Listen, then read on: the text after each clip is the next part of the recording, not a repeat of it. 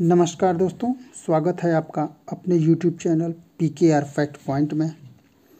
इस चैनल के माध्यम से हम जनरल स्टडी में विज्ञान सेगमेंट के अंतर्गत फिजिक्स के कुछ महत्वपूर्ण टॉपिक को देख रहे थे जो परीक्षाओं के दृष्टिकोण से अति महत्वपूर्ण है।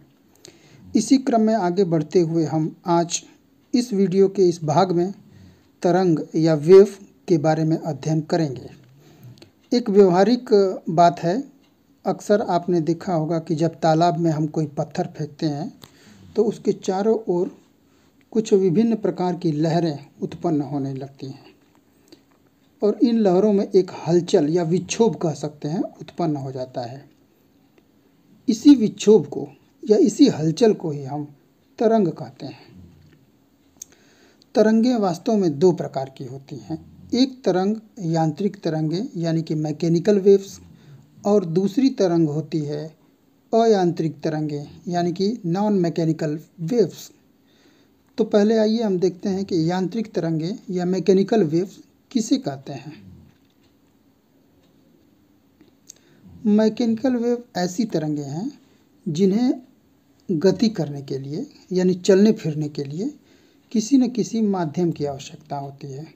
वह माध्यम चाहे जो भी हो, वह ठोस हो सकता है, वह द्रव हो सकता है या फिर वह कोई गैस हो सकता है। ये माध्यम रहेंगे तभी मैकेनिकल वेव विचरण करेगी, ये इसकी खासियत है। अब देखते हैं यांत्रिक तरंगों को फिर से दो भागों में बांटा गया है। एक भाग है अनुदैर्ध्य यानी लॉन्गिट्यूडिनल वेव्स और दूसरा है अनुप्रस्थ यानी कि ट्रांसवर्स वेव्स। अब अनुदैर्ध्य तरंग के बारे में हम पहले अध्ययन करेंगे। अनुदैर्ध्य तरंग ऐसी तरंगें होती हैं जिनके माध्यम के कण जो होते हैं वो आगे पीछे गति करते हैं। जैसे मान लीजिए कि आप किसी स्प्रिंग को पीछे से धक्का दे रहे हैं या कोई उसे आगे से धक्का दे रहा है, तो इस प्रकार से जो गति होती है उसे क्या कहते हैं? लॉन्गिट्यूडिनल वेव्स कहते हैं। और ये एक रेखीय गति के रूप में गति करते हैं। इसका सबसे बढ़िया उदाहरण जो होता है वह ध्वनि तरंगें होती हैं। इनका प्रभाव यानी इनके ऊपर ध्रुवण नहीं होता है। ध्रुवण क्या होता है यह अगले वीडियो में हम देखेंगे। इसी प्रकार की एक अन्य तरंग है अनुप्रस्थ या ट्रांसवर्स वेव्स। इन तरंगों की खासियत होती है कि ये लंबवत, कहने का आशा है कि ऊपर नीचे की दिशा में गति करते हैं। ऐसे चित्र के माध्यम से देखिए, इस प्रकार से ये गति करते हैं और इनका जो डायरेक्शन होता है गति का वो यूं होता है। और इनका सबसे बढ़िया उदाहरण जो है वो है जल सतह पर उत्पन्न तरंगें और प्रकाश तरंगें। आइए दोस्तों आगे बढ़ते हैं और देखते हैं कि आगे क्या है। यांत्रिक तरंगें यानी कि नॉन मैकेनिकल वेव्स। इसके पहले हमने देखा था कि किस प्रकार से तरंग दो भागों में डिवाइड होती है, एक यांत्रिक तरंग के रूप में और दूसरी अयांत्रिक तरंग के रूप में। और यांत्रिक तरंग को पुनः हम दो भाग में लॉन्गिट्यूडिनल और ट्रांसवर्स वेव में विभाजित किए थे और उनकी विशेषता देखे थे।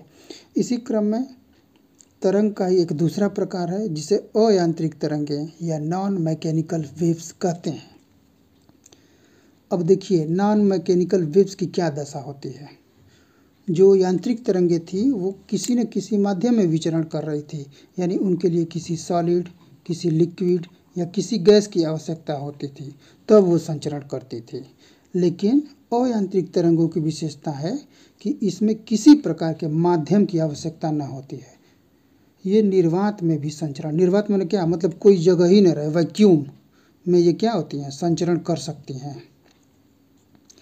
और इनका सबसे बढ़िया जो उदाहरण है वो हैं विद्युत चुंबकीय तरंगें, इलेक्ट्रिक मैग्नेटिक वेव्स या इलेक्ट्रोमैग्नेटिक वेव्स।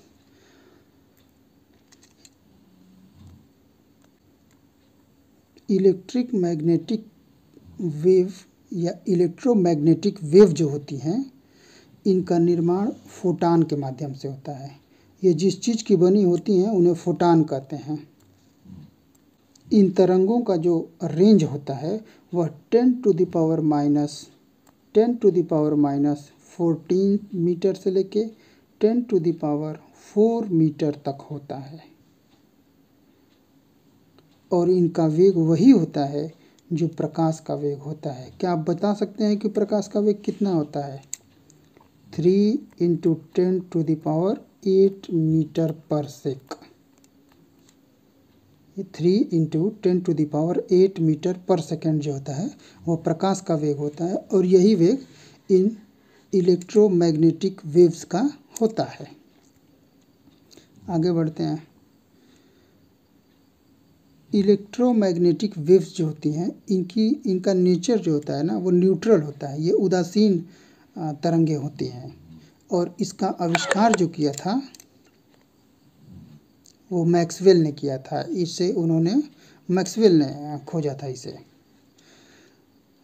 एक अन्य खासियत इन तरंगों की ये है कि ये ऊर्जा से भरपूर होती हैं, यानी काफ़ी एनर्जेटिक होती हैं। इनका दैनिक जीवन में या कह सकते हैं मानव सभ्यता में इनका खूब जम के उपयोग होता है।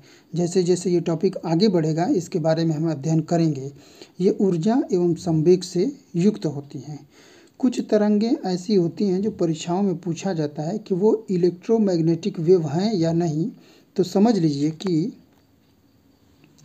Cathode rays, canal rays, alpha rays, beta rays, ध्वनि रेज या पराश्रव्य रेज, ये ऐसी किरणें हैं जो इलेक्ट्रोमैग्नेटिक वेव्स नहीं हैं। ये परीक्षाओं में पूछा जा चुका है, इसे ठीक से ध्यान करेंगे।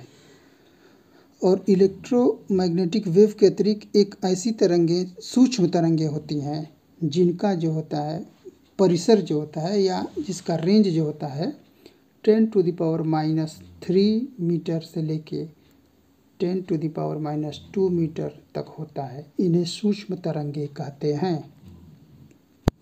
इस प्रकार यह तरंग गति का एक छोटा सा टॉपिक था। इसमें आगे भी है तरंग गति, ध्वनि जैसे टॉपिक, तरंग से रिलेटेड ही टॉपिक हैं। फिर उसके बाद हम प्रकाश चैप्टर में प्रवेश करेंगे। उसके पहले ये बेस बन जाना बड़ा आवश्यक होता है कि तरंग कहते किसे हैं और कितने प्रकार की तरंगें होती हैं, जैसे कि लॉन्गिट्यूडिनल या ट्रांसवर्स वेव्स या मैकेनिकल वेव्स या नॉन मैकेनिकल वेव्स। इन्हें ठीक से जानना आवश्यक होता है आगे के चैप्टर्स को समझने के लिए। तो इसी तरंग गति का अगला भाग लेकर हम अगले वीडियो में प्रस्तुत होंगे। तब तक के लिए नमस्कार। और हाँ, इस चैनल को आप शेयर कर सकते हैं, लाइक कर सकते हैं और सब्सक्राइब कर सकते हैं, ताकि हमारा भी उत्साह बढ़ता रहे और आप तक हम अपने वीडियो को अधिक से अधिक पहुंचा सकें। धन्यवाद। नमस्कार।